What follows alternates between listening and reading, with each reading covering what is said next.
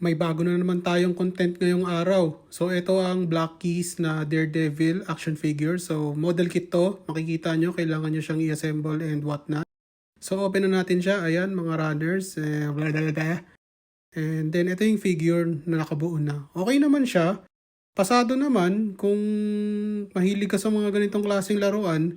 Ako kasi iba ang linya ko. So iba-iba ang taste natin. For you, okay to. For me, sakto lang.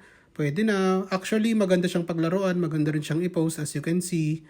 Okay naman yan. Effortless naman lahat yan. Tight naman yung joints. And siguro comparable siya sa SHF. Pero make no mistake, hindi ito SHF or Mafex. Ibang level pa rin yung mga yun. This is a lighter action figure. So, para sa akin, cheap siya. O, size comparison tayo ngayon. Ito, Marvel Legends Daredevil. Jada Akuma. WWE CM Punk, SHF Goku, ang bilis Transformers Megatron, Terminator Arnold.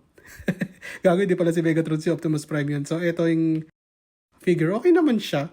Pwede na. It's just not my line of figure. So, medyo pihikan ako sa mga laruan ko. And, pwede na. Panregalo, pang araw-araw. Pwede mong i-display sa office para hindi nakaway ng office mates mo. Kung manakaw man, okay lang. Sa school, pwede mong dalhin kahit saan. Pwede na. Just not for me. Scuba!